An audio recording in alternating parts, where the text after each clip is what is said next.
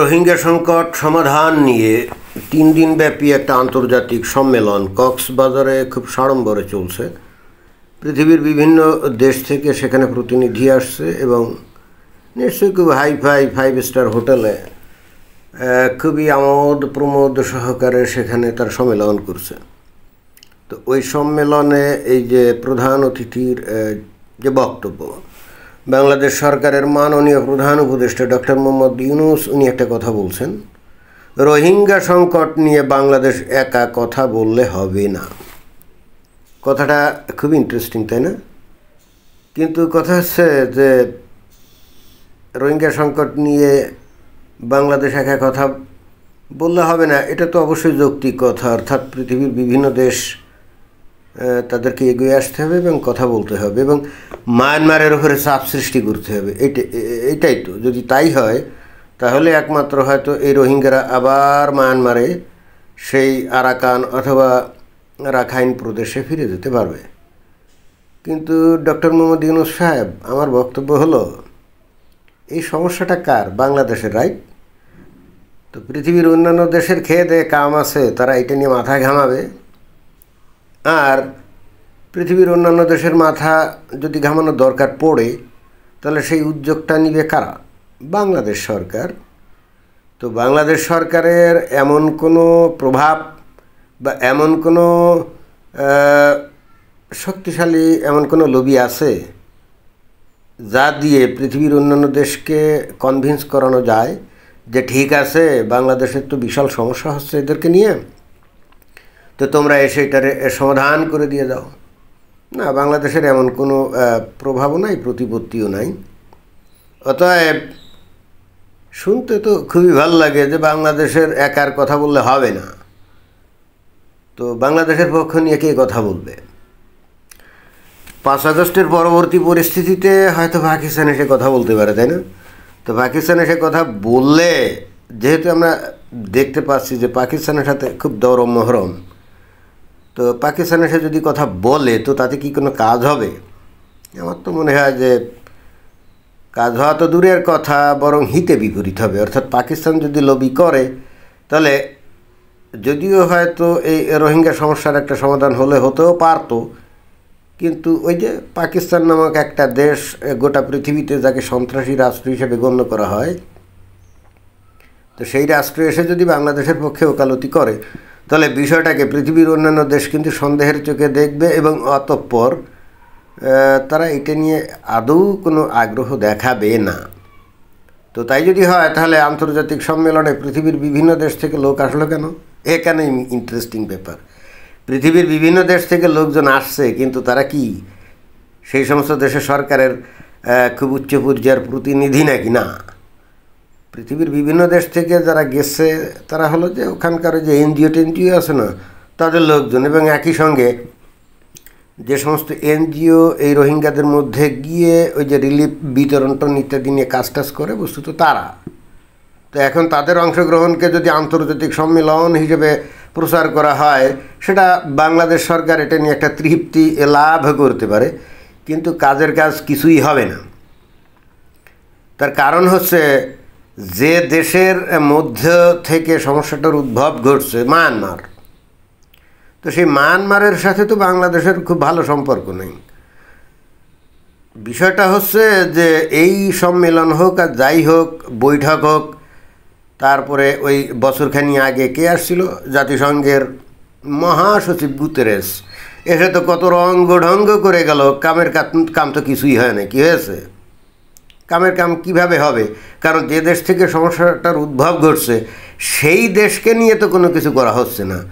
এই সমস্ত আন্তর্জাতিক সম্মেলন অথবা 2 জাতি সম্মেলন বা 3 জাতি সম্মেলন, এগুলো হওয়ার কথা তো বাংলাদেশে না, এটা হবে কোথায়? মায়ানমারে। মায়ানমারকে বাধ্য করতে হবে এই ধরনের বৈঠক আয়োজনে, তাই না? তারপরে তাদেরকে বাধ্য করতে হবে যে এই রোহিঙ্গারা, এরা তো তোমাদের দেশেরই নাগরিক, তোমরা অবৈধভাবে অমানবিকভাবে তাদেরকে তাড়িয়ে দিয়েছো। এইটা তো পৃথিবীর কোনো সভ্য আইন অনুযায়ী, হিউম্যান রাইটস অনুযায়ী হয়নি। তবে এদেরকে ফেরত নিতে হবে, তাই না?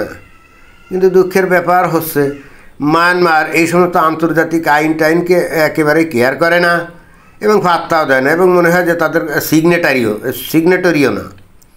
তো সিগনেটরি যদি না হয় তাহলে তারা আন্তর্জাতিক এই মানবাধিকারকে পাত্তা দিবে কেন? বিশেষ করে কেন পাত্তা দিবে না? মায়ানমার কেন এদেরকে তাড়িয়েছিল সেই প্রেক্ষাপটটাও তো আমাদেরকে দেখতে হবে নাকি? এই মায়ানমারের মধ্যে দীর্ঘদিন ধরে এই আরাকানের এই রোহিঙ্গারা, যারা নাকি ধর্মীয়ভাবে মুসলমান, তারা কিন্তু দীর্ঘদিন ধরে শান্তিতেই ছিল, নাগরিক সুবিধা উপভোগ করত। কিন্তু একটা পর্যায়ে মায়ানমার সরকার আইন করে তাদের নাগরিকত্ব বাতিল করে দেয়, সম্ভবত 1962 সালে। তার আগ পর্যন্ত কিন্তু এরা পরিপূর্ণ নাগরিক অধিকার নিয়েই থাকতো। 1962 সালে কেন এদের নাগরিকত্ব বাতিল করলো? কারণ তখন কথা নাই বার্তা নাই, এই রাখাইনের রোহিঙ্গারা তারা ইসলামী আদর্শে উদ্বুদ্ধ হয়ে এখানে ইসলামী স্টেট কায়েমের জন্য কিন্তু কাজ শুরু করে। এটা কিন্তু আজকে থেকে না, আরও অনেক আগ থেকে, আরও 70-80 বছর আগ থেকে, 60-70 বছর আগ থেকে। যখনই সেই ঘটনা ঘটে তখনই এদেরকে নাগরিকত্ব থেকে বঞ্চিত করা হয়, এবং অতঃপর তাদের নানা রকম নাগরিক সুযোগ সুবিধা থাকে না, তাহলে তো তারা বঞ্চিত হবে, শোষিত হবে, নির্যাতিত হবে, তাই না? তো তখন কিন্তু স্বতঃস্ফূর্তভাবে এদের মধ্যে কিন্তু বিদ্রোহ জাগবে, সশস্ত্র আন্দোলন করবে, এবং এই জন্যই কিন্তু আরসা গঠিত হয়েছিল। এবং তারা যখন মায়ানমার সৈন্য এবং পুলিশ বাহিনীর উপর আক্রমণ করে কয়েকশো মেরেও ফেললো, তারপরেই সেনা এই মায়ানমার এদেরকে তাড়িয়ে দিয়েছে, অন্য তো কোনো কারণ না। তাহলে কাদের খাসলতে আজকে এরা এই মায়ানমার থেকে বাংলাদেশে আসছে? সেই 62 সালের আগে তাদের যে খাসলত ছিল না, ওই কারণে। এবং অতঃপর তারা যদি ভদ্র সভ্য এবং সিভিলাইজড সোসাইটির মতো আচরণ করতো, ভবিষ্যতে কোনো কালে হয়তো তাদের নাগরিকত্ব ফেরত পাইতেও পারতো। কিন্তু তারা তো সেই লাইনে যায় নাই, আর যায় নাই বলে এই ধরনের ঘটনা। এছাড়া আরও একটা কারণ আছে। এই মায়ানমারের লোকজনের অধিকাংশর ধর্ম কি? বুদ্ধিস্ট তারা, তাই না? তো তারা তো দেখছে যে মুসলমানরা কখনোই মুসলমানই থাকে, এবং বরং তারা মায়ানমার অর্থাৎ বার্মিজ, আগে তো বার্মা বলতো, তাই না? তো বার্মিজ হয় না, অর্থাৎ বার্মার যে কালচারাল যে বিষয়গুলো আছে তারা অ্যাজিমিলেট তো করেই না, এরা উল্টে আরও বিভিন্ন অঞ্চলে আরও ছড়িয়ে পড়ে গোটা মায়ানমারকে তারা ইসলামিক করতে চায়। তো এই জিনিসগুলো দিয়ে পৃথিবীর বিভিন্ন দেশকে ভুলানো গেলেও এই মায়ানমারদেরকে তো ভুলানো যায় না, এই বার্মিজদেরকে তো ভুলানো যায় না। সুতরাং তারা তাদের জাতীয়তা, তাদের ধর্ম, তাদের কৃষ্টি কালচার রক্ষার জন্যই কিন্তু বস্তুত এই নৃশংস পথটা বেছে নিয়েছিল। এখন এই রোহিঙ্গা বাংলাদেশের জন্য তো একটা বিরাট সমস্যা, তাই না? এরা কক্সবাজার অঞ্চলকে দূষিত করছে, সৌন্দর্যকে ধ্বংস করছে। কিন্তু কথা হচ্ছে যে এদেরকে প্রথমত বাংলাদেশের লোকজনই তো আমন্ত্রণ জানিয়েছিল, তাই না? শেখ হাসিনার আমলে কিন্তু এদেরকে আসতে দিচ্ছিল না। বাংলাদেশের তৌহিদি জনতা বলল যে তাদের জন্য রাস্তা খুলে দাও, মুসলিম ভাই ভাই। তো তখন তো তারা এদেরকে যদি আশ্রয় না দিত সেই সময়, তাহলে এখানে ওই রোহিঙ্গারা নিজেরাই প্রতিরোধ করতো, এবং সেখানে মায়ানমারের এটা আভ্যন্তরীণ ব্যাপার ছিল, তারা কীভাবে এটা সেটেল ডাউন করতো সেটা তাদের ব্যাপার ছিল। তো বাংলাদেশ তো সেদে এই যে খাল কেটে কুমির আনছে। তো এখন আনার পর কক্সবাজার 5 স্টার হোটেলে বসে কিছু এনজিওর এক্সিকিউটিভ বা প্রতিনিধি নিয়ে একটা সম্মেলন করে 3 দিন ব্যাপী, সেটাকে আন্তর্জাতিক কনফারেন্স বলে প্রচার চালিয়ে, এবং অতঃপর সেখানে যদি বলা হয় যে এটা খালি বাংলাদেশের চিন্তা করলে হবে না, আরও বিভিন্ন দেশকে চিন্তা করতে হবে, এই সমস্ত মিষ্টি মুখরোচক কথা বললে কি এই সমস্যার সমাধান হবে? মোটেও না। বাধ্য করতে হবে মায়ানমারকে কীভাবে এই লাইনে আনা যায়, কিন্তু সেটাও সম্ভব না। কারণ এই মায়ানমারের পিছনে আছে চায়না, এবং একই সাথে আছে ভারত।